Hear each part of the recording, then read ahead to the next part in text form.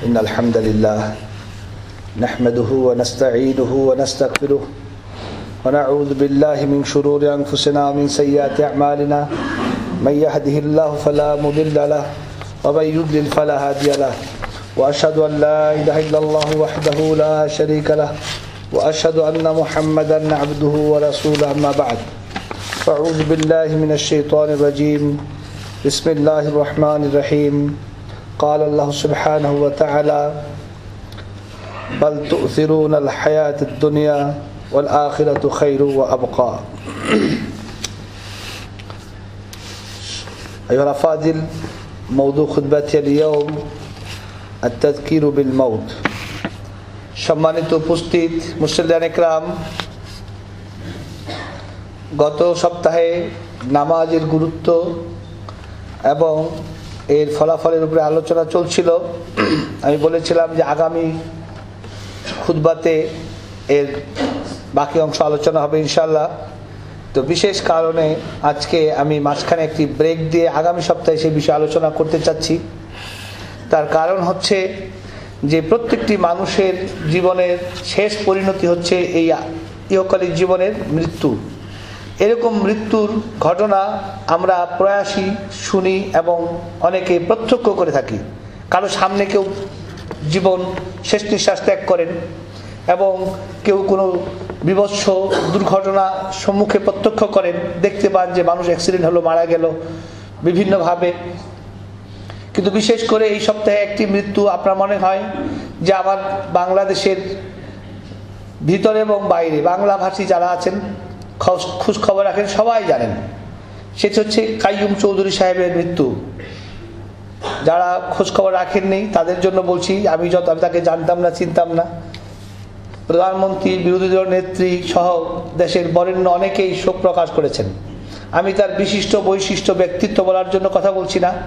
আমাকে যেই বিষয়ে আজকে মৃত্যু সম্পর্কে আলোচনার জন্য অনুপ্রাণিত করেছে সে বিষয়টি হচ্ছে এই যে কোরআনে কারিমের মধ্যে সূরা ইয়াসিনের একটি আয়াত রয়েছে, তা হচ্ছে লা ইয়াস্তাতিউনা তাওসিয়াতা ওয়া ইলা আহলিহিম ইয়ারজিউন। যে মানুষ যখন মৃত্যু আসবে, ফাইদা জা আজালহুম লা ইস্তাখিরুনা সাআতা ওয়া লা ইস্তাকদিমুন, মৃত্যু যখন আসবে তখন সে এক কদম আগাতেও পারবে না, এক কদম পিছাইতেও পারবে না, যথাস্থানে তার যথাসময় মৃত্যু হবে। এরকম ইয়াসিন সূরায় যে আয়াত, সে আয়াতের অর্থ হচ্ছে লা ইস্তাতিউনা তাওসিয়াতা ওয়া লা ইলা আহলিহিম ইয়ারজিউন, যে শেষ নসিহতটি করার সুযোগও পাবে না এবং সে তার পরিবারে ফিরেও যেতে পারবে না। যেখানে যথায় মৃত্যু সেখানেই হবে। এর একটি জীবন্ত উদাহরণ আবার আমরা তার মৃত্যুতে দেখতে পারলাম। কারণ আপনারা হয়তো অনেকেই শুনেছেন, বারবার বিভিন্ন এই চ্যানেলে প্রচারিত হয়েছে যে তিনি যে অনুষ্ঠানে বক্তব্য রাখতেছিলেন সেখানে তার বক্তব্য দেওয়া শেষ হয়েছিল, শেষ করে তিনি ফিরে গেছিলেন, ফিরে এসে আবার বলতে চেয়েছিলেন কিছু এবং শুধু এইটুকু বলেছেন যে আমার আরেকটি কিছু বলার আছে বা বলবো এরকম, কিন্তু ওই শেষ কথা কিন্তু তার বলার সুযোগ হয়নি। তখন তিনি ঢলে পড়েছেন এবং মেডিকেলে নেওয়ার পরে তাকে মৃত্যু ঘোষণা করা হয়েছে। তাহলে লক্ষ্য করেন, এটা কাইয়ুম চৌধুরী সাহেবের মৃত্যু। এর মধ্যে আমাদের প্রত্যেকের জন্য নসিহত রয়েছে।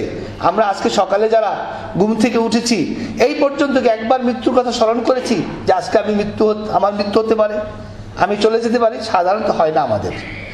কারণ কি?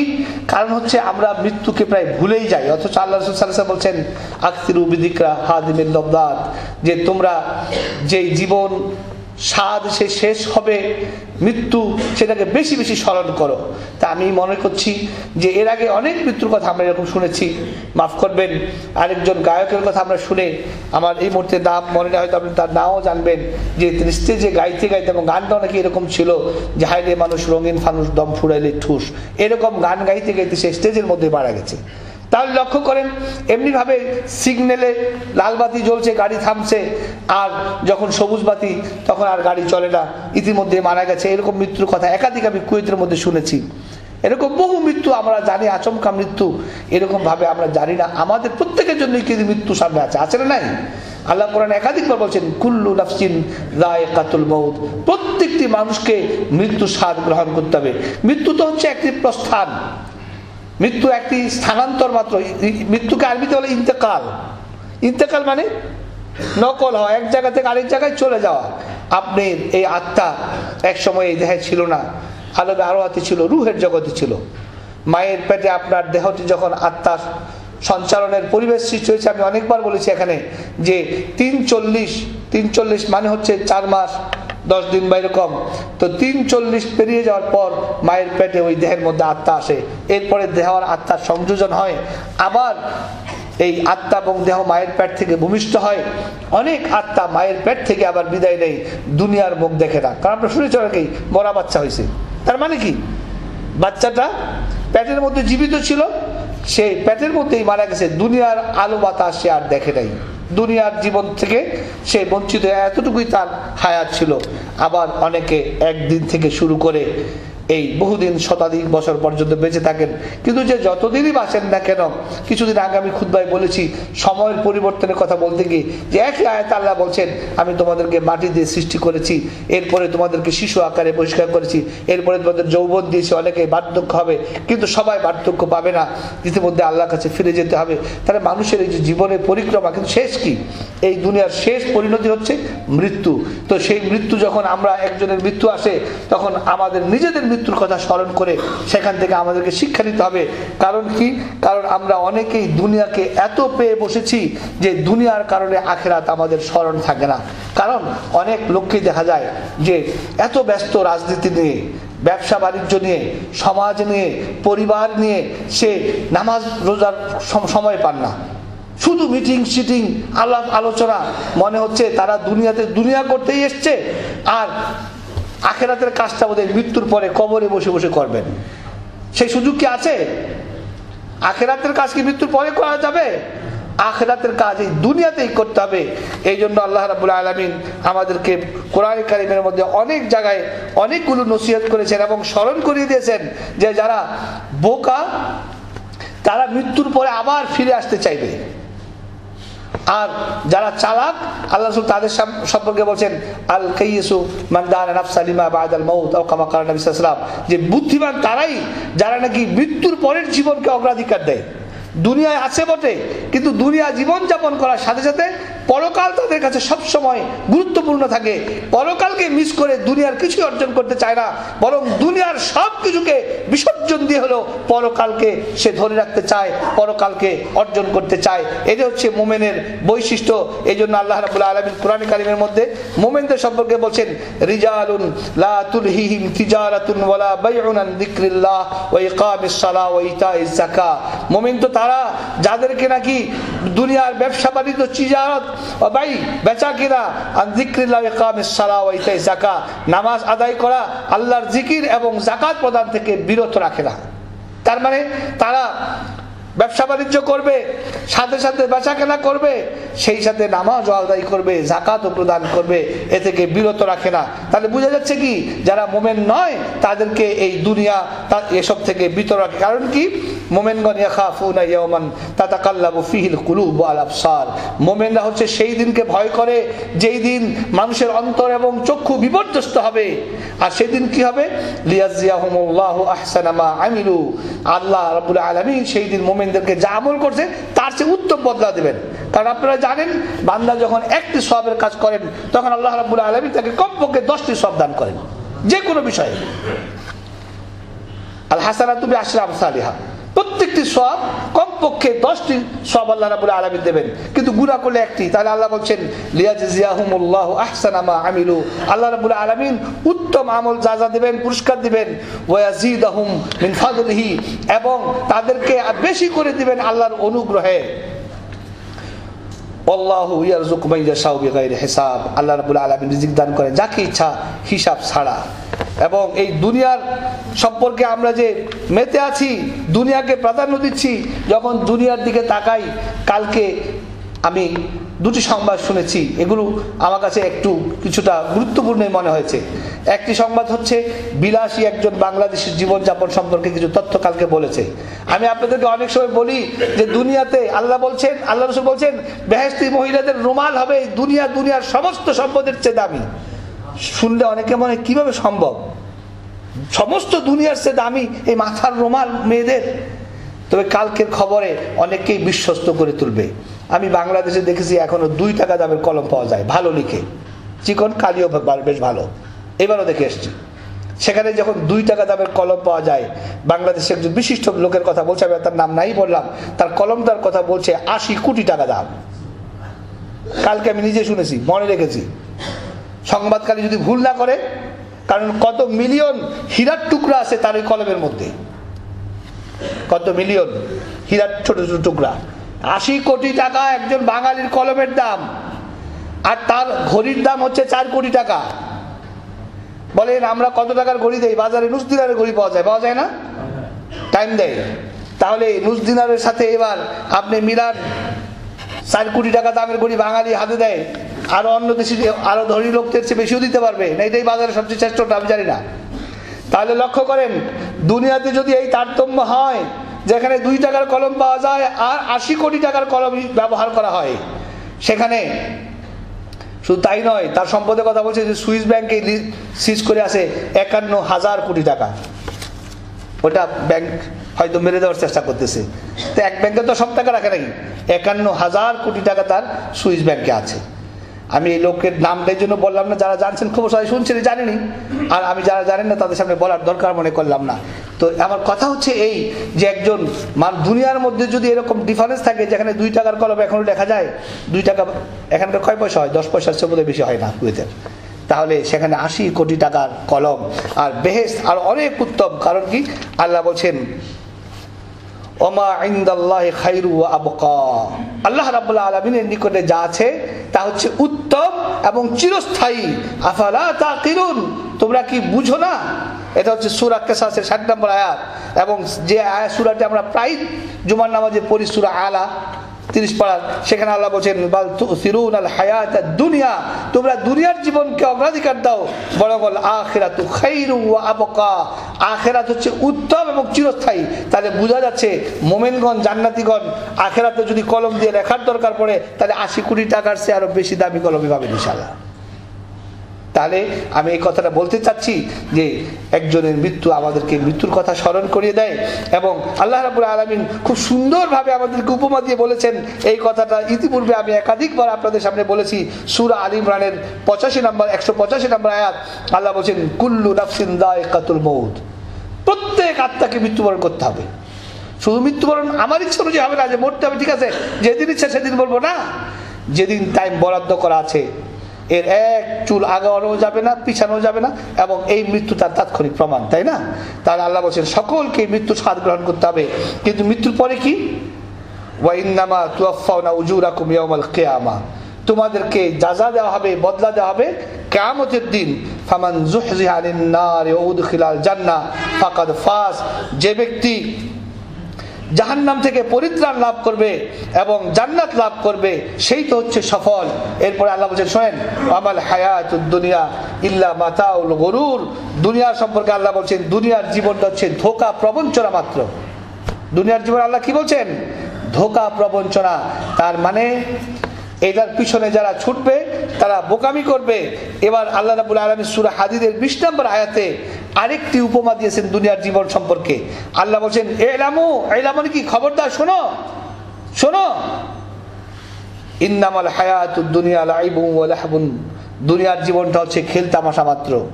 ওয়াজিনাতু ওয়া তাফাখুর, কিছু সৌন্দর্য, কিছু গর্ব অহংকারের বিষয় বাইনাকুম, তোমাদের মধ্যে। মানে কারণ আয়াত আল্লাহ বলেন যে সন্তান এবং সম্পদ হচ্ছে দুনিয়ায় মানুষের, সূরা কাহফের মধ্যে আছে, এটা প্রতিযোগিতা এবং বাড়াবাড়ি অহংকারের বিষয়, যে আমার বেশি সন্তান, আমার বেশি সম্পদ, এটা শুধু দুনিয়ার জন্য, পরকালে এগুলো কোনো কাজে লাগবে না।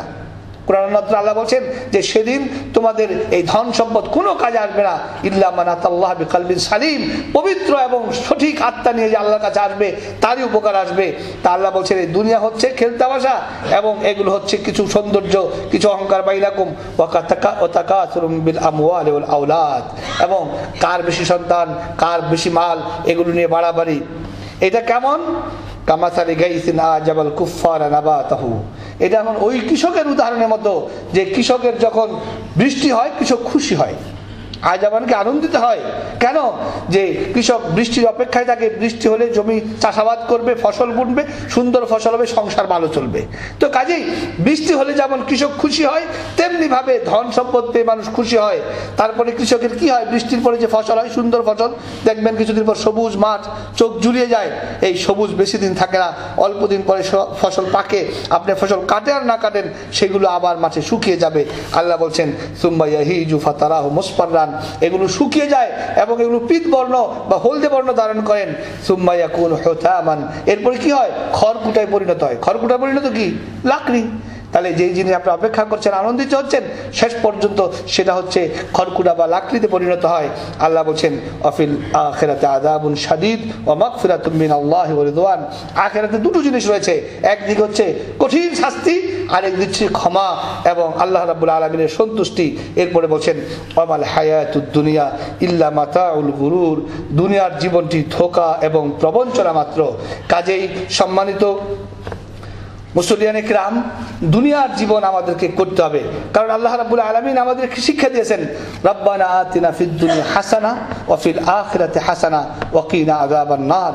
হে আল্লাহ, আপনি আমাদেরকে দুনিয়ার কল্যাণ দান করুন, আখিরাতের কল্যাণ দান করুন এবং জাহান্নামের আগুন থেকে আমাদেরকে রক্ষা করুন। কিন্তু তার মানে এই নয় যে দুনিয়ায় আমাদেরকে ডুবে যেতে হবে, দুনিয়ায় থেকে আমাদেরকে আখিরাতকে ভুলে যেতে হবে, তা করলে চলবে না। বরং আমাদেরকে দুনিয়ায় থেকে আখিরাতকে অগ্রাধিকার দিতে হবে, কারণ যদি আমরা অগ্রাধিকার দেই তাহলে কিন্তু আমাদের দুনিয়া এবং আখিরাত সফল হবে। আর তা না হলে পরকালে মানুষ, ওই অনেক সময় বলি যে মানুষ অনেকেই দুনিয়াতে নিজে চায় না জান্নাতে যেতে, মারা যাওয়ার পরে তাকে এমন করে ফুল সজ্জা করা হয়, জাতীয় পতাকায় ঢেকে দেওয়া হয়, মনে হচ্ছে সরাসরি যেন বেহেশতের টিকিট করে দিলেন, বাপ সব দেখলে এরকম মনে হয়। আমি জানি না, প্রত্যেক মুমিনের জন্য আমাদের কাম্য তিনি দুনিয়াতে সুখে থাকুন, আখিরাতে জান্নাত লাভ করুন। কিন্তু দুনিয়াতে যদি আপনি জান্নাতের কাজ না করেন তাহলে আল্লাহ রাসূল বলছেন মামবাত্তা আমালহু লাম ইউসরি বিনাসাবহু, যে আমলের দিক থেকে পিছিয়ে যাবে তার বংশমর্যাদা তাকে আগিয়ে নিয়ে যাবে না। এমনি ভাবে বংশমর্যাদা বলেন, সামাজিক নেতৃত্ব বলেন, ধন সম্পদ বলেন, কিছুই তার কল্যাণে আসবে না সে যদি নিজের সঠিক আমল এবং নেক আমল না থাকে। কারণ সূরা আসরের তাফসীর অনেকদিন এখানে করেছি, আল্লাহ বলছেন ওয়াল আসর ইন্নাল ইনসানা লাফি খুসর, সমস্ত মানুষ ক্ষতিগ্রস্ত, সময়ের কসম কে বলছেন, তা বলছে কি ইল্লাল্লাযীনা আমানু ওয়া আমিলুস সালিহাত, যারা নেক আমল করবে এবং সৎ আমল করবে তারাই সফল হবে, তারাই জান্নাত লাভ করবে। কাজেই কোনো মানুষ দুনিয়াতে ঈমানদার না হয় আর সৎ আমল না করেন তাহলে দুনিয়ায় তিনি রাষ্ট্রপ্রধান থেকে নিয়ে নিচের দিকে যে কোনো পদমর্যাদায় থাকেন না কেন, আখিরাতে তার কোনো কাজে আসবে না। আখিরাতের জন্য দরকার হচ্ছে সঠিক ঈমান এবং সৎ আমল, সেটা যতটুকুই হোক না কেন, যত বেশি হবে পরকাল তার তত সুন্দর হবে। এবার যদি দুনিয়াতে কেউ ভালো কাজ না করে তারা আফসোস করে বলবে যে আল্লাহ আমাদেরকে আরেকটু সময় দিন, আমি ভালো কাজ করব। লক্ষ্য করে আল্লাহ বলছেন ইয়া আইয়ুহাল্লাযীনা আমানু লা তুলহিকুম আমওয়ালু ওয়ালা আওলাদুকুম আন যিকরিল্লাহ, হে ঈমানদারগণ, তোমাদেরকে যেন তোমাদের সন্তান এবং এই ধন সম্পদ আল্লাহর জিকির থেকে ভুলিয়ে না রাখে। আর যদি ভুলিয়ে রাখে কি পরিণতি হবে? আল্লাহ বলছেন ওয়া মান ইয়াফআল যালিকা ফাউলাইকা হুমুল খাসিরুন, যদি কাউকে দুনিয়ার ধন সম্পদ এবং এই সন্তান টাকা পয়সা কেউ ভুলিয়ে রাখে দুনিয়া তাকে, তাহলে তার আখিরাত হবে ক্ষতিগ্রস্ত। এরপর আল্লাহ বলছেন ওয়ানফিকু মিম্মা রাযাকনাকুম মিন ক্বাবলি আইয়াতি আহাদাকুমুল মাউত, তোমাদেরকে আমি যে রিজিক দিয়েছি সেখান থেকে তোমরা কিছু দান করো মৃত্যু আসার পূর্বে। কারণ আল্লাহ রাসূল বলছেন ইত্তাকুন নারা ওয়ালাউ বিশিক্কি তামরা, খেজুরের সামান্য দান করে হলো জাহান্নাম থেকে বাঁচো। আমাদের কাছে অর্থ ধন খুব মূল্যবান, দান করতে চাই না, যত প্রয়োজন হোক, আমার আত্মাটা ছিঁড়ে যায় কিছু দান করতে হলে।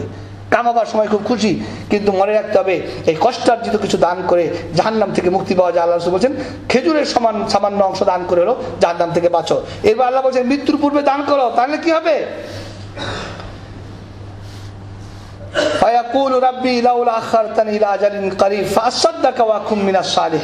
যখন মৃত্যু এসে যাবে, একদম মারা যাবে এখন, তখন আল্লাহর কাছে বলবে যে আল্লাহ একটু লাউলা আখারতানি ইলা আজালিন কারীব, সামান্য একটু সময় দাও না আল্লাহ, কি করব?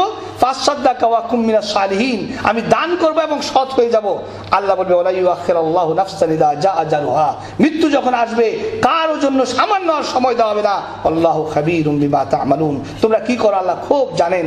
এরপরে আল্লাহ আরো বলছেন কিয়ামতের দিন মুজরিমরা কি করবে? ওয়ালাউ তারা ইযিল মুজরিমুনা নাকিসু রুউসিহিম ইনদা রাব্বিহিম, মাথা নিচু করে আল্লাহর সামনে দাঁড়াবে, তখন তো সব দেখছে, মৃত্যু, কবর, সব বলবে রাব্বানা আবসারনা ওয়া সামি'না ফারজি'না না'মাল সালিহান ইন্না মুকিনুন। সূরা সিজদার 12 নম্বর আয়াত, যে আল্লাহ দেখলাম, শুনলাম, বুঝলাম, আমাদেরকে আবার দুনিয়ায় পাঠিয়ে দাও, না'মাল সালিহান ইন্না মুকিনুন, পরিপূর্ণ ঈমানদার হয়ে গেলাম, বিশ্বাস করলাম আমরা শুধু সৎ কাজ করব।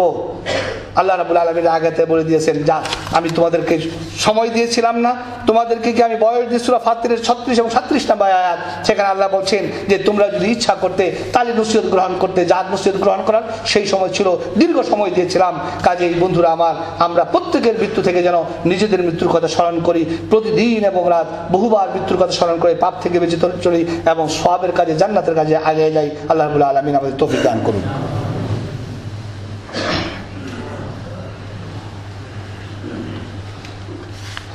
আলহামদুলিল্লাহ রাব্বিল আলামিন, ওয়াসসালাতু ওয়াসসালামু আলা সাইয়্যিদিল মুরসালিন নবিয়িনা মুহাম্মদ ওয়া আলা আলিহি ওয়া আসহাবিহি আজমাইন। আল্লাহুম্মা সাল্লি আলা মুহাম্মদ ওয়া আলা আলি মুহাম্মদ কামা সাল্লাইতা আলা ইব্রাহিম ওয়া আলা আলি ইব্রাহিম ইন্নাকা হামিদুম মাজিদ। اللهم بارك على محمد وعلى آل محمد كما باركت على إبراهيم وعلى آل إبراهيم إنك حميد مجيد. اللهم اعز الاسلام والمسلمين، اللهم اعز الاسلام والمسلمين، اللهم اعز الاسلام والمسلمين، اللهم احفظ المسلمين في كل مكان من ايدي الظالمين، اللهم احفظ المسلمين من ايدي الظالمين في كل مكان، اللهم احفظ المسلمين من ايدي الظالمين في كل مكان، يا حي يا قيوم برحمتك نستغيث. اللهم اغفر المؤمنين والمؤمنات والمسلمين والمسلمات والأحياء منهم والأموات إنك أنت السميع الكريم مجيب الدعوات. ربنا تقبل منا إنك أنت السميع العليم، فاذكرني أذكركم واشكروا لي ولا تكفرون.